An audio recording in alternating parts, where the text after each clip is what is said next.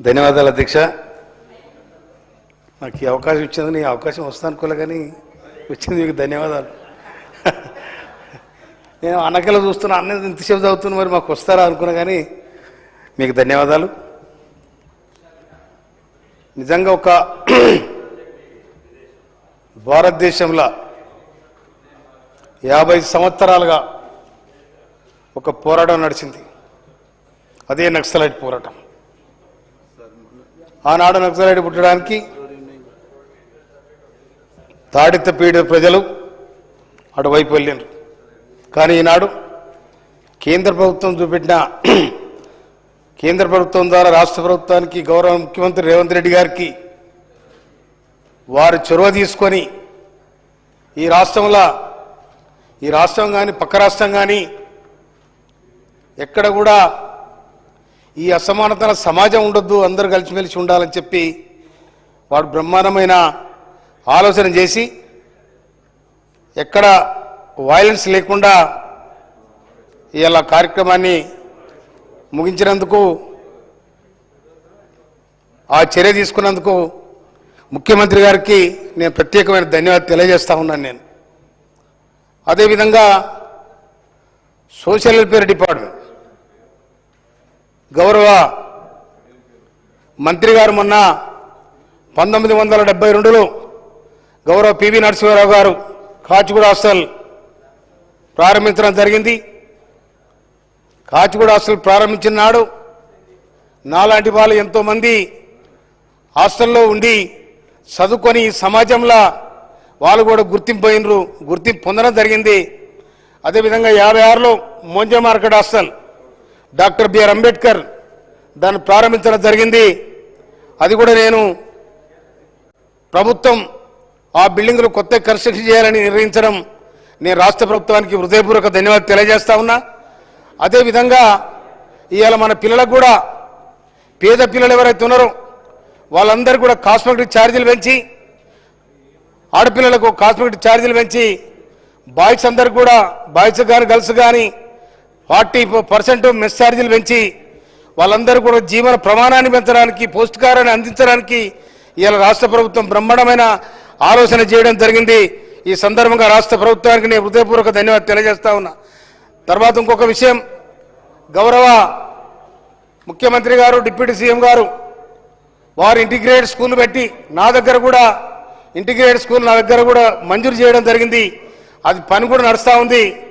అన్నిటికంటే ఈ దేశంలో నిజంగా డాక్టర్ బిఆర్ అంబేద్కర్ ఆనాడు ఎన్ని కష్టాలు వచ్చినా, నిష్ఠూరాలు వచ్చినా, బాధలు వచ్చినా, బందికాలు వచ్చినా కూడా ఈ భారతదేశంలో స్వతంత్రం వచ్చిన తర్వాత, స్వతంత్రం రాకముందు రాజ్యాంగం పొందుపరిచే విషయంలో డాక్టర్ బిఆర్ అంబేద్కర్నే ఇలా ఈ భారతదేశం ఎంచుకొని, ఆనాడున్న అగ్రకులాలైన వాళ్ళు కూడా ఈ నిమ్న జాతులు ఈ విధంగా ఉండొద్దు, భారతదేశంలో భాగమై ఉండాలి, వీళ్ళకు కూడా సమానమైన హక్కులు ఉండాలని చెప్పి ఆనాడు డాక్టర్ బిఆర్ అంబేద్కర్కు ముసాయిదా కమిటీ చైర్మన్గా ఇచ్చి అందరు గౌరవించారు. పండిట్ జవహర్లాల్ నెహ్రూ గారు, సర్దార్ వల్లభాయ్ పటేల్, అలాంటి మహనీయులందరూ కూడా డాక్టర్ బిఆర్ అంబేద్కర్కు అవకాశం ఇచ్చి రాజ్యాంగం పొందుపరిచింది. కాబట్టి ఇవాళ మేము చదువుకోగలుగుతా ఉన్నాం, ఇవాళ ఈ శాసనసభలో నిలబడగలుగుతున్నాం.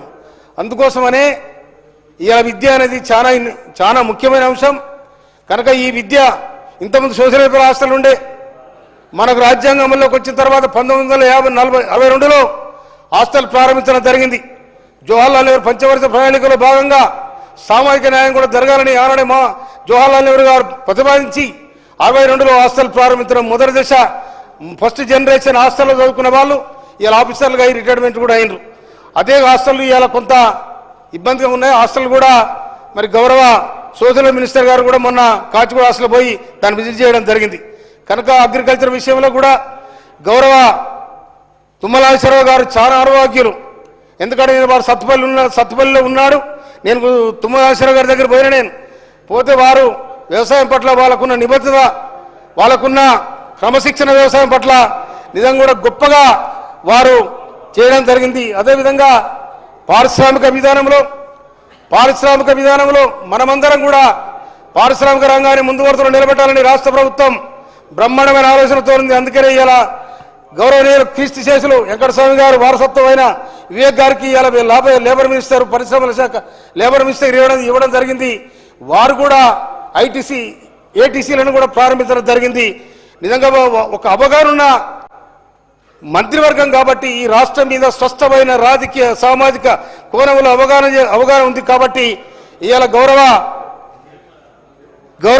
మన ఎల్ఏ మినిస్టర్ గారు వారు ఇలా పారిశ్రామిక విధానంలో బ్రహ్మాండమైన ఆలోచనతో నా దగ్గర 185 ఎకరాలలో పారిశ్రామిక వాడను ప్రారంభించడానికి దాన్ని నిర్మాణం చేయడానికి మాకు కూడా సాంక్షన్ ఇవ్వడం జరిగింది. వారికి ధన్యవాదాలు తెలియజేస్తా ఉన్నా. నేను అందుకోసమనే అన్ని విషయాలలో అవగాహన ఉన్న మన ముఖ్యమంత్రి రేవంత్ రెడ్డి గారు మంత్రివర్గాన్ని మొత్తం సమన్వయం చేసుకుని రాష్ట్రం ముందు వరుసలో నిలబడాలి కనుక ఈ భారతదేశానికి తెలంగాణ రాష్ట్రం ఆదర్శంగా ఉండాలని చెప్పి అన్ని విధాలు కూడా ఆరోగ్యవంతమైన తెలంగాణ ఉండాలని చెప్పి వారు కలలుగల ఇరిగేషన్ నీటిపారుదల రంగం నిజంగా నేను ఎమ్మెల్యే కాకముందు నా దగ్గరనే 6 చెక్ డ్యామ్లు కట్టినరు, మధ్యలో వదిలేసి వెళ్ళిపోయినరు.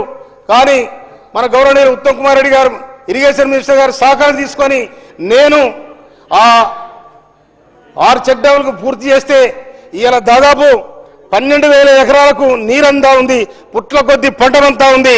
అందుకోసమనే ఇరిగేషన్ మినిస్టర్ గారు కూడా నేను ధన్యవాదాలు తెలియజేస్తాను.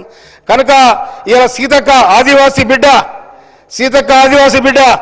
కనుక వారికి ఉన్న ఒక స్వస్థమైన బడుగు బలహీన వర్గాల మీద ఉన్న అవగాహనతో వారు కూడా పంచాయతీరాజ్ సంఘం రూరల్ డెవలప్మెంట్ వారు కూడా బ్రహ్మాండమైన పరిధిలో వాళ్ళు నడిపిస్తా ఉన్నారు. కనుక ఈ అవకాశం ఇచ్చిన స్పీకర్ గారికి హృదయపూర్వక ధన్యవాదాలు తెలియజేస్తూ ముగిస్తున్నాను.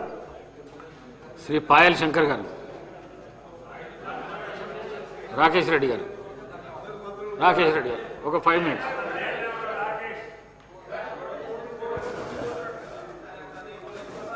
నేను అంటే ఎందుకు కోపమన్నా ఇంత నేనంటే ఒక నిమిషం ఆగే ఇప్పసారా గురించి ఇప్పసారా మాట్లాడండి. రాకేష్ రెడ్డి గారు 5 minutes. ధన్యవాదాలు అధ్యక్ష. నాకు 5 నిమిషాలు కాగానే బెల్ కొట్టండి అధ్యక్ష.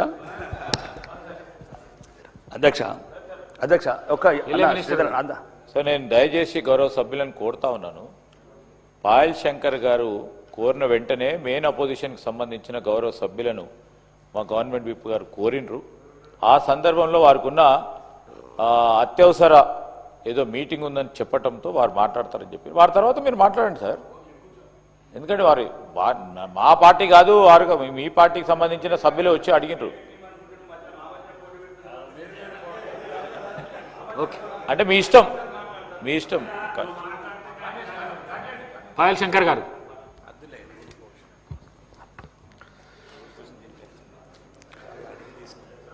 ధన్యవాదాలు అధ్యక్ష.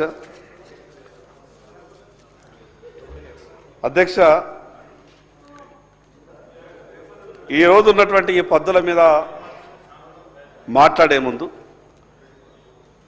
ఈ రాష్ట్ర ఆర్థిక పరిస్థితిపై ఈ సభలో సుదీర్ఘంగా చర్చ జరగాల. సభకున్నటువంటి 5 సంవత్సరాల సమయంలో ఇది 3వ బడ్జెట్. 3వ బడ్జెట్లో ఆరోపణలు ప్రత్యారోపణలు తప్పితే